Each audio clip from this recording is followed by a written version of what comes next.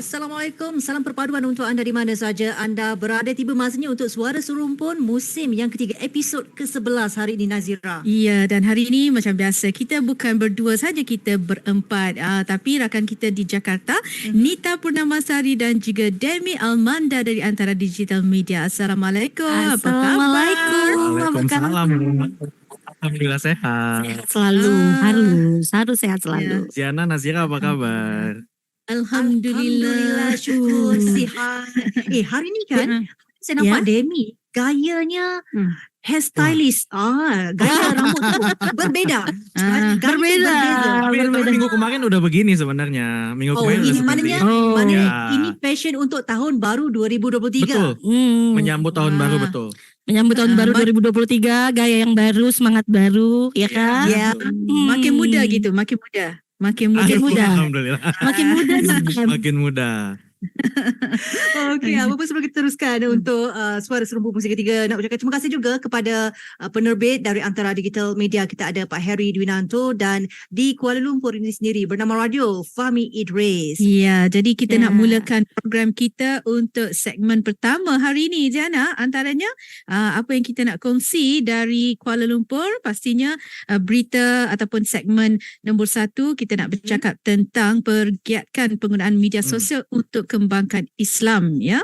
Itu dia. Apa yang kita kongsi, Jana? Okey, sebenarnya bercakap mengenai media sosial ni, kita lihat penggunaan media sosial seperti Telegram ataupun WhatsApp harus dipergiatkan antara platform berdakwah dan berkongsi idea mengenai Islam, khususnya kepada generasi baru. Itu kata Premier Sarawak Tan Sri Abang Johari Tun Nopeng. Dan melalui kemajuan teknologi komunikasi, katanya jarak fizikal tak lagi menjadi penghalang untuk menghubungkan dengan serta-merta, dan ia seharusnya membuka peluang dan ruang yang luas untuk mempromosikan nilai-nilai Islam itu sendiri. Ya, jadi berucap rasmikan Perhimpunan Agung ke-19, ya, Majlis Dakwah Islamiyah Asia Tenggara dan Pasifik, beliau berkata mesyuarat Ekskos Rantau RISEP itu juga dijalankan secara dalam talian menerusi aplikasi Zoom, dan tambahnya ada banyak peluang sebenarnya untuk penganut agama berbeza berkumpul dan meningkatkan persefahaman bersama.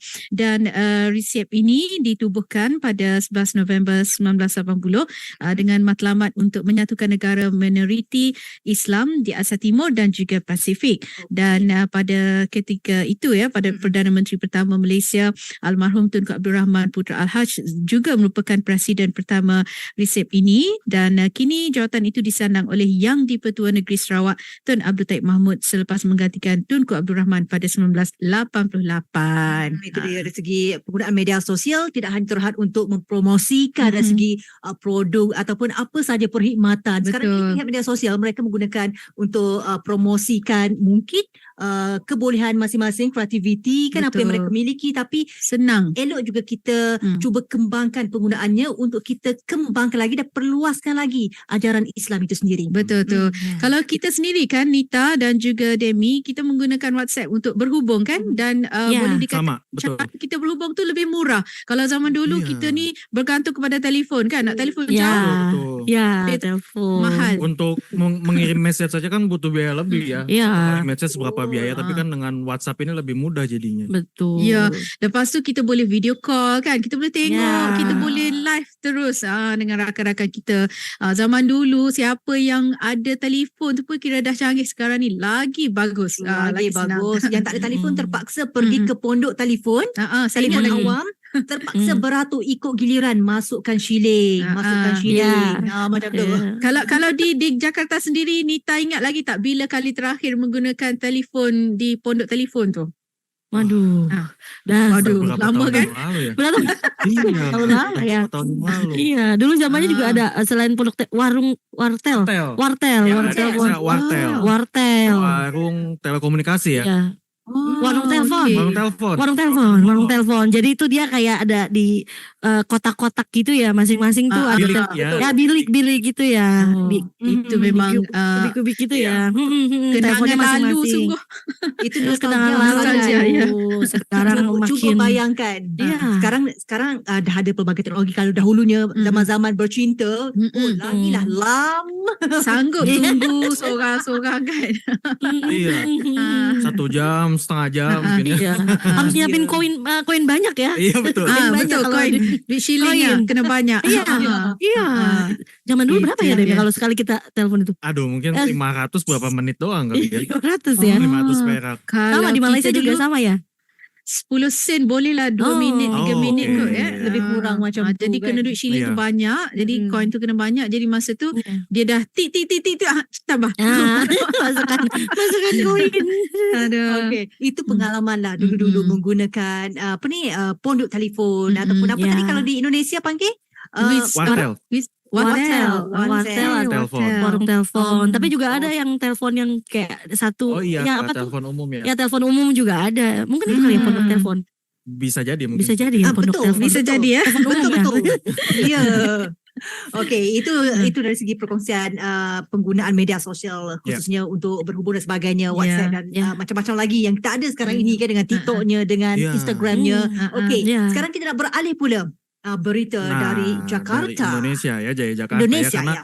kalau masih ingat minggu kemarin itu kan Presiden Jokowi mengisyaratkan akan menghentikan PPKM nih. Ya. Nah saat ini akhirnya PPKM sudah resmi dihentikan. Tepatnya pada Jumat 30 Desember 2022, Presiden Jokowi secara resmi mengumumkan untuk menghentikan pemberlakuan pembatasan kegiatan masyarakat atau PPKM. Ya, tapi kebijakan ini juga diambil lebih cepat nih Dem gitu. Karena sebelumnya pemerintah menyebut hasil kajian baru akan selesai minggu ketiga bulan Januari 2023. Nah sebenarnya keputusan ini diambil lebih cepat itu karena menurut Jokowi semua indikator sudah di bawah standar WHO. Selain itu semua kabupaten kota tetap berstatus PPKM level 1. Jokowi pun menyebut kebijakan ini diambil pemerintah setelah melakukan kajian dan pertimbangan selama 10 bulan lamanya. Oh gitu. Oke, nah meskipun PPKM telah resmi dihentikan, pemerintah juga tetap mengingatkan akan pentingnya kesadaran masyarakat untuk tetap menjaga prokes. Iya benar, karena Menteri Kesehatan atau Menkes Budi Gunadi Sadikin menyatakan bahwa masker tetap digunakan di ruangan tertutup meskipun namun hal itu dikembalikan lagi kepada kesadaran warga. Ia menerangkan bahwa poin penting perubahan pandemi menuju endemi itu terletak pada kesadaran warga dalam menerapkan prokes COVID-19. Iya. Jadi tanda-tandanya ini udah mulai kelihatan nih, Iya. pandemi akan segera berakhir. Iya, akhirnya kita boleh lepas masker Boleh di asal ruangan memang, ya kalau tahu kita sehat, Betul. di ruangan terbuka gitu. Ya, Wah, kita siap-siap okey. pandemi. Sebab beralih ke fasa endemik sama juga di Malaysia. Tapi bermula tahun ini 1 Januari kalau di Malaysia bagi mereka yang menguruskan dari segi makanan peniaga peniaga makanan minuman khususnya di Selangor sendiri Nazira kan Ya. diwajibkan untuk memakai pelitup muka ataupun mask tadi tu untuk memberikan lebih keyakinan kepada pelanggan saat ini mereka nak mendapatkan apa saja barangan. Sebab sekarang ini apa yang dirisaukan juga kalau bagi Kementerian Kesihatan Malaysia adalah peningkatan kes yang semakin tinggi juga yang dicatatkan di China. Kita risau benda tu sebab kita terima juga kedatangan pelancong dari negara China kan walaupun diperketatkan SOP dan sebagainya. Yang penting kita bukan sahaja nak menjaga kebersihan tetapi menjaga kesihatan dan itu peringatan lah ya untuk peniaga-peniaga mematuhinya. Jadi jangan kata kita tak beritahu, kita dah war-warkan kepada semua. Tapi kalau kita sakit pakailah masker tu ataupun Pakai, kan. harus pakai. Yang sihat okey lah, tak ada masalah sebab yang sakit ni kadang-kadang dia terbersin ke kan dalam ni contohnya lah. Okey, baik kita nak terus sambung pula berita dari Kuala Lumpur. Ini berkaitan dengan Sabah buktikan Malaysia tidak perlu pilih sama ada gajah atau sawit. Kenapa Nazira? Apa cerita ni? Okey, sebenarnya selaku pengeluar minyak sawit antara yang terbesar di dunia Indonesia, jadi Malaysia sering berdepan dengan tumahan yang dilontar pelbagai pihak antarabangsa lah, khususnya kelestarian sektor itu yang didakwa dibangunkan atas pengorbanan flora dan juga fauna. Bagaimanapun ada satu dokumentari mini yang bertajuk Bornean Elephants: A Journey Through a Living Landscapes yang mana ditayangkan kepada masyarakat buat pertama kali di acara sampingan bersempena dengan mesyuarat ke-15 persidangan parti-parti ataupun COP15 Convention Pelbagai Biologi CBD Pertubuhan Bangsa-Bangsa Bersatu membuktikan gajah ni Gajah pygmy Pygmy, betul. dan ladang kelapa sawit boleh hidup bersama sebenarnya secara harmoni, dia tak ada masalah. Okey, jadi dokumentari itu yang berdurasi 10 minit dihasilkan oleh Tabung Hidupan Liar Sedunia WWF Malaysia, antara lain menceritakan tentang seratuatai ataupun solidariti dalam bahasa suku kaum sungai di Sabah, iaitu projek yang diasaskan oleh seorang penyelidik daripada Universiti Malaysia Sabah UMS.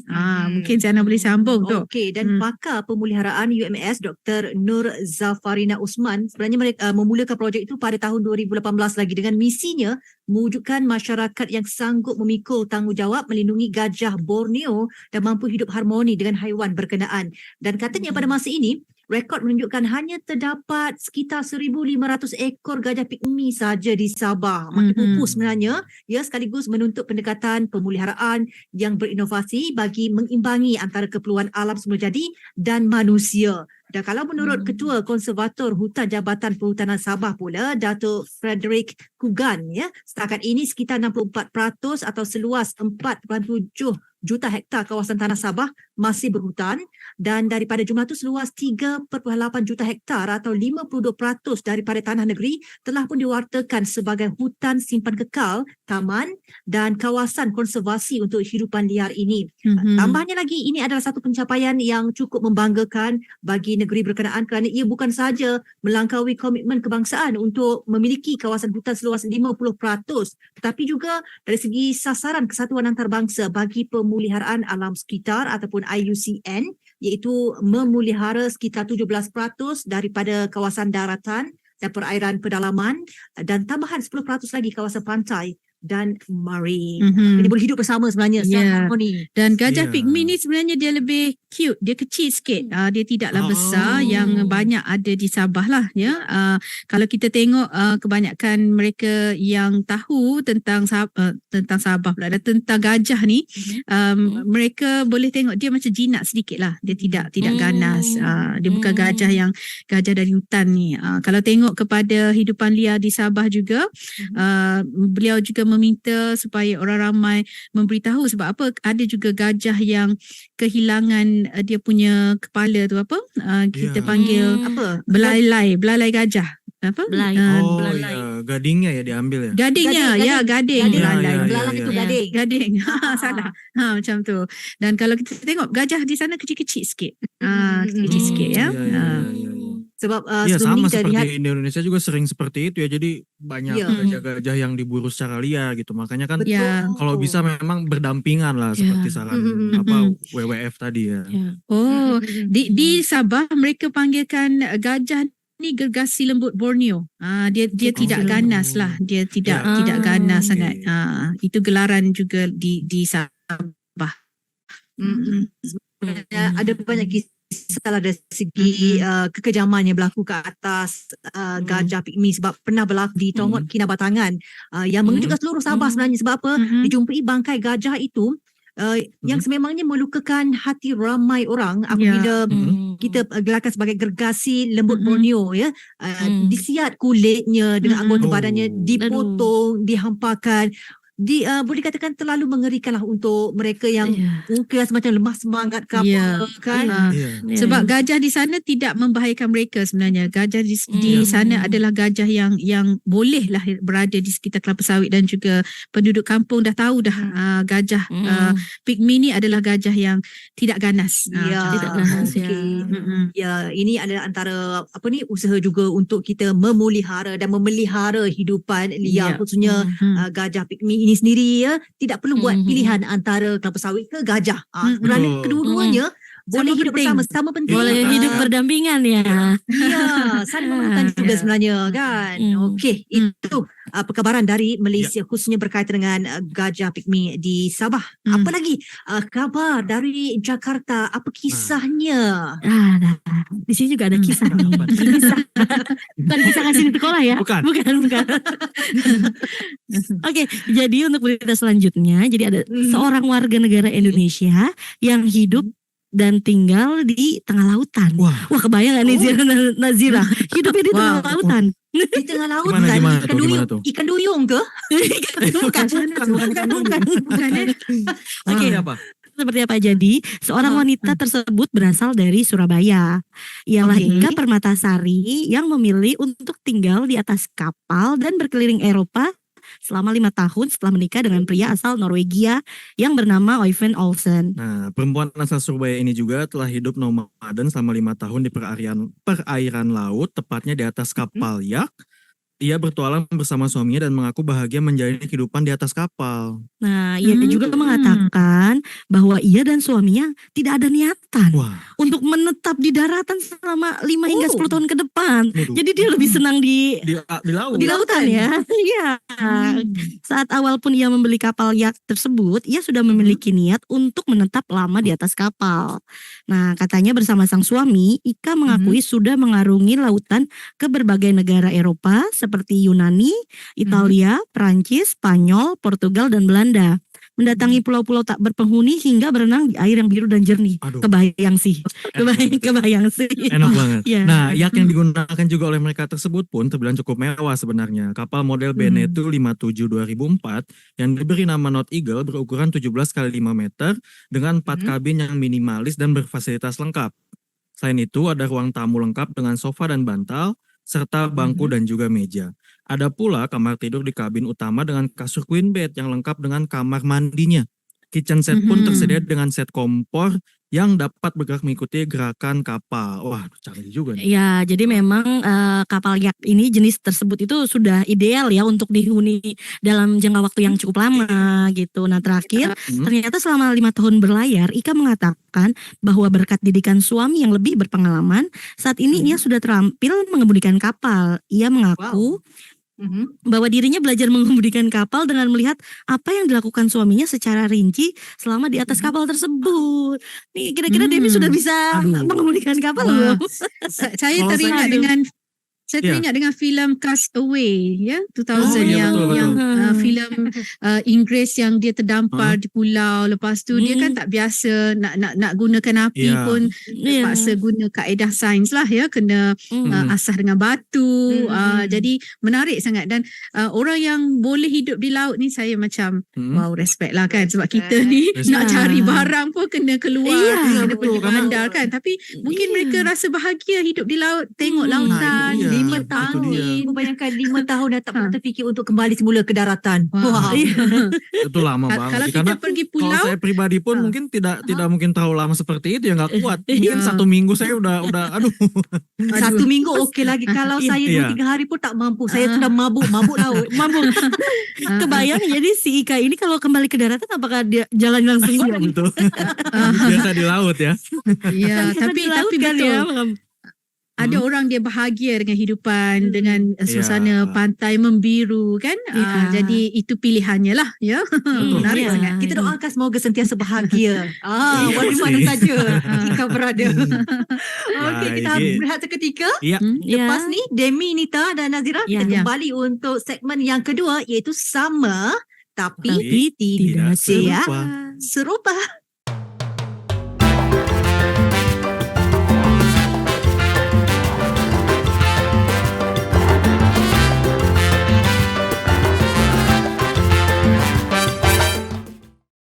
Okay, kita kembali untuk Suara Serumpun musim yang ketiga, episod yang ke hari ni dah pun yang ke 11, tinggal 2 lagi episod Ya. untuk musim ketiga ni. Aduh, gak terasa ya, tinggal 2 lagi.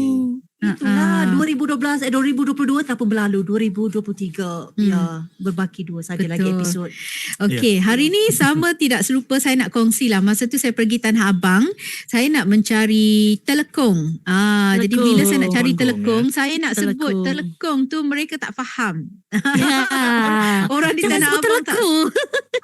saya sebut telekong dia mereka tak faham, tapi kalau saya tunjuk saya nak ini baru dia tahu mukena mukena itu apa. Benar, Jadi hari ni betul. jadi hari ni kita nak bercerita tentang telekong lah, iaitu Ya. pakaian solat untuk muslimah di Malaysia yang kebiasaannya warna lembut. Kalau dulu warna putih je, tapi selepas Ya. kita orang pergi dekat Tanah Abang, kita nampak macam ada warna pink, ada warna Banyak hitam, sekali merah, warnanya biru, Nazira. hijau, Ya. semua ada. Ya. Kalau dahulu kalanya yang tradisional biasanya telekung ni hanya plain saja. Ya. Tak ada corak dan Ya. sebagainya, tapi sekarang dah dihadirkan dengan pelbagai rekaan Sulaman, corak-sulaman kan. bunga-bunganya. Tapi zaman dulu zaman mak saya pun warna putih je. Memang takkan Iya. ada lah orang pakai warna hitam. Sebab Ya. kalau tiba-tiba kita tengok ada orang pakai telekung hitam di surau, kita takut. Itu orang ke apa? Iya. Sebab masa tu tak popular lagi. Bila pergi ke Tanah Abang, saya tengok macam-macam warna ada, dia dah tak terkejut dah. Kalau dulu memang saya terkejut, alamak, siapa tu? Warna hitam kan? Ada orang kat surau kan pakai telekung hitam. Tapi sekarang tidak. Jadi telekung sekarang ini dah bervariasi, ada keunikannya, ada kelebihannya, bergantung kepada individu dan corak lah yang memilih material tu. Cuma kan Ziana, di Kelantan, di negeri kami ni, Nita dan juga Nemi, kita tak panggil telekung. Kita panggil kain sembahyang. Kain sembahyang. Oh, kain sembahyang. Jadi negeri kami beda-beda je. lagi ya. Kain sembahyang. Kalau pergi Kelantan, cari kain sembahyang lah ya. Jangan sebut telekung sebab telekung tu adalah tudung. Betul tak? Telekung sekolah, telekung kan sekolah. Terus Kita sarung telekung sekolah yang warna putih tu, kita sarung. Telekung tu dah siap dah, sarung je. macam tudung instant lah, pakai yes, terus. Ya. Beza dia sedikit je. Kalau pergi Kelantan je, tanya kain sembahyang kan. Kain sembahyang. Kain sembahyang. Ya, Cari kain sembahyang. Okay, tapi kalau KL ni telekung lah. Okay, kalau di Indonesia, mukena tadi kan, nak cerita sikit tentang mukena ni. Oke, kalau di Indonesia sendiri kita menyebutnya mukena ya. Mukena itu adalah pakaian. mukena. Ya, mukena. Mukena. Mukena. Bukan mukena. Alah saya salah. Mukena.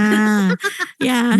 Kita belajar hari ni. Mukena. Okay. Ya, mukena adalah pakaian sholat yang dikenakan wanita muslim untuk menunaikan sholat. Di zaman modern seperti saat ini, mukena juga mengalami berbagai perkembangan. Jika dulu mukena didominasi warna putih dan polos, kini model mukena cantik berkembang menjadi aneka warna dan motif yang indah. Jadi berbagai macam motif ya. Kata Nazira tadi, kalau sudah jalan ke Tanah Abang nyari mukena sekarang sudah tidak putih polos saja. Iya, udah banyak ya. Sudah ada motif goldnya, warna pinknya, bordirannya, semakin mewah.